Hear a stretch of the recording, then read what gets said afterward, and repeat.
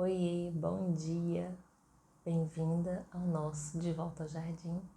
Hoje nós vamos ler Marcos 10. Vamos fechar os nossos olhos, fazer uma oração. Pai, em nome de Jesus, nós queremos começar esse novo dia te agradecendo. Obrigada, Pai, por tudo, pelo seu amor, pela sua graça, pela sua misericórdia. Nós queremos, em nome de Jesus, convidar o seu Santo Espírito a participar desse momento conosco, a nos guiar em toda a verdade da sua palavra. Em nome de Jesus, declaro olhos abertos, ouvidos atentos e um coração sensível à sua voz, Pai. Em nome de Jesus. Amém. Amém. Marcos 10 começa assim. Então, Jesus deixou Cafarnaum e foi para a região da Judéia, a leste do Rio Jordão.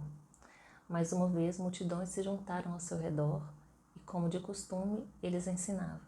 Alguns fariseus vieram e tentaram apanhar Jesus numa armadilha com a seguinte pergunta: deve-se permitir que um homem divorcie de sua mulher? Jesus respondeu: o que Moisés disse na lei a respeito do divórcio? 4. Ele o permitiu, responderam os fariseus. Disse que o homem poderia dar à esposa um certificado de divórcio e mandá-la embora. Jesus, porém, disse: Moisés escreveu esse mandamento porque vocês têm um coração duro, mas Deus os fez homem e mulher desde o princípio da criação. Por isso o homem deixa pai e mãe e se une à sua mulher, e os dois se tornam um só, ou uma só carne. Uma vez que já não são dois, mas um, que ninguém separe o que Deus uniu. Bom, mais uma vez nós vemos aqui os fariseus interpretando a lei conforme o seu próprio entendimento. Jesus fala que o divórcio só existe por causa da dureza de coração do homem. E um coração duro é um coração que não perdoa. Ou seja, o divórcio só existe por causa da falta de perdão. Versículo 10. Mais tarde, quando Jesus estava em casa com seus discípulos, eles tocaram no assunto outra vez. Jesus respondeu: quem se divorcia de sua esposa e se casa com outra mulher comete adultério contra ela. E se a mulher se divorcia do seu marido e se casa com outro homem, comete adultério. Bom, existem duas bases bíblicas apenas para o divórcio. Quando existe um relacionamento extraconjugal, e só existem duas bases bíblicas para um divórcio. Primeiro, adultério, quando existe um relacionamento extraconjugal, e o segundo, que é o abandono por motivos espirituais, quando um crente é casado com um não crente e o não crente quer ir embora. Aquele que crê está livre para se casar novamente. São os únicos dois motivos aceitáveis pela Bíblia. Lembrando que o divórcio não é uma ordem de Deus, mas ele permite, de novo, por causa da dureza do coração do homem. 13. Certo dia trouxeram crianças para que Jesus pusesse as mãos sobre elas, mas os discípulos repreendiam aqueles que as traziam. Ao ver isso, Jesus ficou indignado com os discípulos e disse: deixem que as crianças venham a mim, não as impeçam, pois o reino de Deus pertence aos que são como elas. Eu lhes digo a verdade: quem não receber o reino de Deus como uma criança, de modo algum entrará nele. Então tomou as crianças nos braços, pôs as mãos sobre a cabeça delas e as abençoou. Aqui nós vemos que ser simples como uma criança é a regra para quem deseja, pela graça de Jesus, alcançar, entrar no reino de Deus. Versículo 17. Quando Jesus saía para Jerusalém, um homem veio correndo em sua direção, ajoelhou-se diante dele e perguntou: bom mestre, que devo fazer para herdar a vida eterna? Por que você me chama de bom? Perguntou Jesus. Apenas Deus é verdadeiramente bom. Você conhece os mandamentos: não mate, não cometa adultério, não roube, não dê falso testemunho, não engane ninguém, honre seu pai e sua mãe. O homem respondeu: mestre, tenho obedecido a todos esses mandamentos desde a juventude. Com amor, Jesus olhou para o homem e disse: ainda há uma coisa que você não fez. Vá, venda todos os seus bens e dê o dinheiro aos pobres. Então você terá um tesouro no céu. Depois venha e siga-me. Ao ouvir isso, o homem ficou desapontado e foi embora triste, pois tinha muitos bens. Em primeiro lugar, a vida eterna não é herdada, ela é um dom dado por Deus para quem aceita Jesus. Em seguida, Jesus atrai o jovem rico com a palavra de Deus, tanto para o positivo quanto para o negativo. Positivamente, só a palavra de Deus tem a resposta. E negativamente, a palavra de Deus era um espelho diante dele, fazendo com que ele visse os seus erros. Nós vimos também que Jesus o amou, mesmo sabendo que aquela afirmação dele, de que ele cumpria todos os mandamentos, não era verdade. E por último, ele se entristeceu porque ele tinha muitos bens. Aí nós vemos a materialização daquele versículo que diz: onde está o seu tesouro, ali está o seu coração. O tesouro dele, o coração dele estava nas riquezas, nas posses que ele tinha. O nosso coração, a Bíblia manda a gente amar a Deus sobre todas as coisas e o próximo como nós mesmos. Esse é o primeiro mandamento. Esse homem amou mais o dinheiro do que a Deus. Por isso ele se entristeceu. Ou seja, ele estava mostrando quem é o verdadeiro Deus da vida dele. No caso, não era Jesus, não era Deus, não era o Criador, era o dinheiro. O dinheiro era o Deus da vida desse homem. Jesus olhou ao redor e disse aos seus discípulos: como é difícil os ricos entrarem no reino de Deus. Os discípulos se admiraram de suas palavras, mas Jesus disse outra vez: filhos, entrar no reino de Deus é muito difícil. É mais fácil um camelo passar pelo buraco de uma agulha do que um rico entrar no reino de Deus. Bom, a verdade é que o dinheiro em si, as riquezas em si, nunca foram e nem são um pecado. Pecado são as nossas atitudes em relação ao dinheiro. Quando nós colocamos o dinheiro acima de Deus, isso é pecado. A Bíblia nos manda amar a Deus sobre todas as coisas e o próximo como nós mesmos. Esse homem demonstrou que ele amava muito mais o dinheiro, seus bens, as suas posses, do que a Deus. Ele não foi capaz de entregar isso para seguir Jesus. O dinheiro era o Deus da vida dele. 26. Perplexos, os discípulos perguntaram: então quem pode ser salvo? Jesus olhou atentamente para eles e respondeu: para as pessoas isso é impossível, mas não para Deus. Para Deus tudo é possível. Então Pedro começou a falar: deixamos tudo para segui-lo. Jesus respondeu: eu lhes garanto que todos que deixaram casa, irmãos, irmãs, mãe, pai, filhos ou propriedades por minha causa e por causa das boas novas, receberão em troca nesse mundo 100 vezes mais casas, irmãos, irmãs, mães, filhos e propriedades, com perseguição, e no futuro terão a vida eterna. Contudo, muitos primeiros serão os últimos, e os últimos serão os primeiros. O versículo 31 mostra pra gente que Israel, mesmo sendo a nação santa de Deus, a nação escolhida de Deus, será a última por ter rejeitado a Cristo. E a igreja, mesmo sendo a última, será a primeira por ter aceitado a Cristo. 32. Por esse tempo subiam para Jerusalém e Jesus ia à frente. Os discípulos estavam muito admirados e o povo que o seguia tinha grande temor. Jesus chamou os 12 à parte, mais uma vez, começou a descrever tudo o que estava prestes a lhe acontecer. Ouçam, disse ele, estamos subindo para Jerusalém, onde o Filho do Homem será traído e entregue aos principais sacerdotes e aos mestres da lei. Eles o condenarão à morte e o entregarão aos gentios. Zombarão dele, cuspirão nele, o açoitarão e o matarão. Mas depois de 3 dias, ele ressuscitará. Amém. Jesus já tinha falado sobre a sua morte e ressurreição várias vezes, mas os discípulos ainda não tinham entendido completamente. Só que dessa vez foi diferente. 35. Então Tiago e João, filhos de Zebedeu, vieram e falaram com ele. Mestre, queremos que nos faça um favor. Que favor é esse? Perguntou ele. Quando o Senhor sentar no seu trono glorioso, queremos nos sentar nos lugares de honra ao seu lado, um à sua direita e o outro à sua esquerda.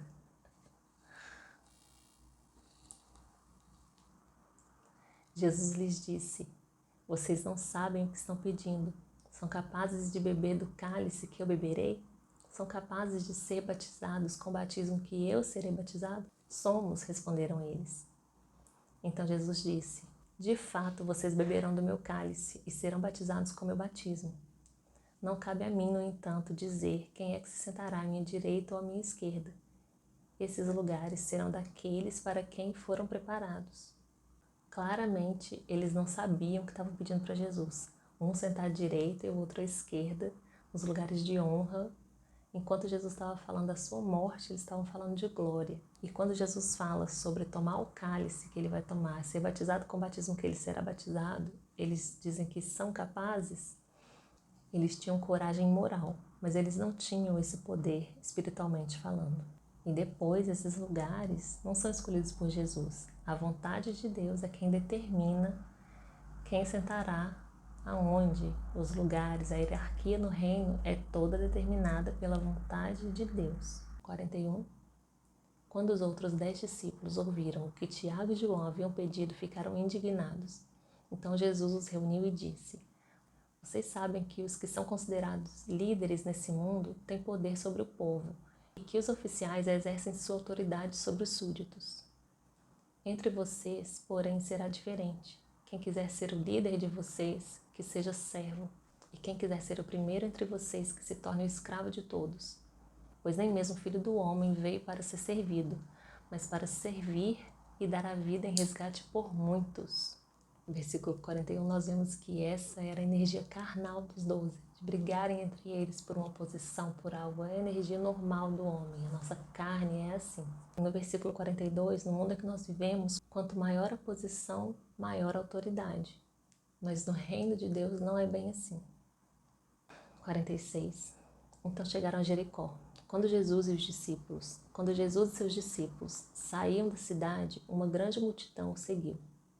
Um mendigo cego chamado Bartimeu, filho de Timeu, estava sentado à beira do caminho. Quando Bartimeu soube que Jesus de Nazaré estava perto, começou a gritar: Jesus, filho de Davi, tenha misericórdia de mim! Muitos lhe diziam aos brados, gritando com ele: Cale-se! Ele, porém, gritava ainda mais alto: Filho de Davi, tem misericórdia de mim!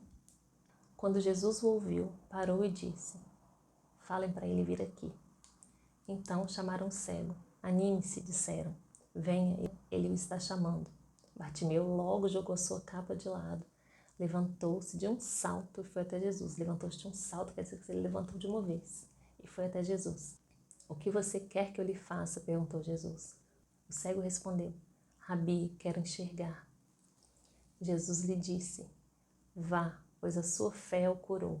No mesmo instante, o homem passou a ver e seguiu Jesus pelo caminho. Amém.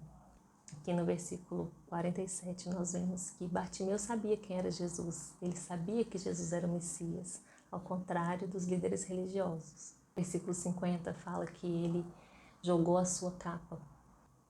A capa era um tipo de roupa usada pelos mendigos. Durante o dia, eles estendiam ela para poder receberem as esmolas ali naquela capa. E durante a noite, usavam como cobertor. Mas quando Jesus chamou, ele jogou a sua capa fora antes do milagre acontecer. Porque ele tinha fé que se Jesus estava ali, ele seria realmente curado. Salvar, no grego, é sozo. Essa palavra é usada tanto para uma cura física quanto para salvação espiritual. Por isso nós entendemos aqui que Bartimeu não foi apenas curado, mas como também foi salvo. Então nesse capítulo nós vimos que os fariseus interpretavam a lei de modo errado, assim como muitos ainda hoje fazem. Deus permite, mas não ordena o divórcio. Ele só acontece por causa da dureza do coração do homem. Deus aprova a união do homem com a mulher. Divórcio sem base bíblica nos faz viver em adultério. Devemos ser simples como uma criança para entrar no reino de Deus. A vida eterna é um dom dado por Deus e só vem pela aceitação de Jesus. A palavra de Deus é a resposta e também um espelho por onde enxergamos nossos erros. Jesus nos ama mesmo quando não somos sinceros. Nossas atitudes em relação às riquezas é que se tornam pecado. O primeiro lugar precisa ser de Deus. Se qualquer outra coisa ou pessoa está nesse lugar, esse é o seu Deus. Assim como os discípulos, nós muitas vezes não sabemos o que pedimos. O reino de Deus é diferente do reino do mundo. Jesus não apenas cura, como também salva. Aleluia! Glória a Deus. Amém? Vamos fechar os nossos olhos e finalizar com uma oração? Pai, em nome de Jesus, te agradecemos mais uma vez, ó Pai. Obrigada, Pai. Obrigada pela verdade da sua palavra. Obrigada, Deus, por ter deixado esse manual de vida para nós. Obrigada, Senhor, por ter pensado em mim, por ter pensado nos meus irmãos. O Senhor sabe realmente do que nós precisamos. E o Senhor sabia que nós precisaríamos desse manual para viver uma vida conforme a sua vontade.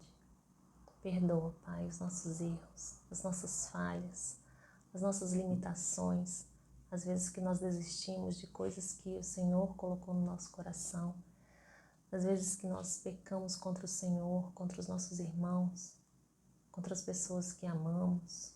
Perdoa-nos, Senhor, perdoa as nossas falhas, perdoa os nossos pecados. Em nome de Jesus, nos dê um coração sincero, um coração puro, um coração quebrantado, um coração perdoador, Pai. Ensina-nos a perdoar todos os dias, como Jesus perdoou. Sua palavra diz que assim como nós perdoamos, o Senhor nos perdoará. Logo, se nós não perdoarmos, o Senhor também não nos perdoará. Pai, em nome de Jesus, nós liberamos perdão para quem nos feriu, para quem nos magoou, para quem fez algo contra nós, ó Pai, em nome de Jesus. Eu escolho liberar perdão. Eu escolho deixar ir. Eu escolho ser livre dessas algemas que a falta de perdão são. Ser livre das algemas que não perdoar é na nossa vida. Livre para ser perdoado pelo Senhor, ó Pai. Porque eu sei, Pai, que eu também preciso do seu perdão. Em nome de Jesus, ensina-nos, Senhor. Nos dê um coração puro, um coração sincero, Pai. Um coração de carne. Tira esse coração duro do nosso peito, ó Deus. Em nome de Jesus. Te agradeço, ó Pai. Te agradeço, ó Pai, porque o Senhor, além de nos curar, de fechar as nossas feridas, de tratar as nossas dores, as nossas doenças, ó Pai, físicas, emocionais. O Senhor, além de nos curar, também nos salva. O Senhor nos salvou da escravidão dos nossos pecados. Obrigada, Senhor. Obrigada pela nossa libertação. Rendemos graças a Ti, ó Deus, porque o Senhor é maravilhoso, digno de todo louvor e adoração. Pai, eu declaro que não há outro além do Senhor. Não há outro Deus como o Senhor. Não há outro Deus além do Senhor. O Senhor é o único, o Deus verdadeiro, o Deus vivo, que venceu a morte, que ressuscitou. Aleluia. Para me dar a vida eterna, o dom gratuito dado por Deus ao recebermos Jesus. Obrigada, Senhor, obrigada. Que a nossa vida seja para Te honrar, Pai. Que a nossa vida seja para levar o Evangelho às pessoas que não Te conhecem. Em nome de Jesus, usa as nossas vidas, ó Pai. Nos colocamos à Sua disposição para fazer a Sua vontade. Em nome de Jesus. Amém. Amém. Glória a Deus. Que o Senhor abençoe a sua vida. Faça uma excelente sexta-feira. Segunda, a gente está aqui de volta. O nosso De Volta ao Jardim. Eu espero você. Um beijo. Fique com Deus.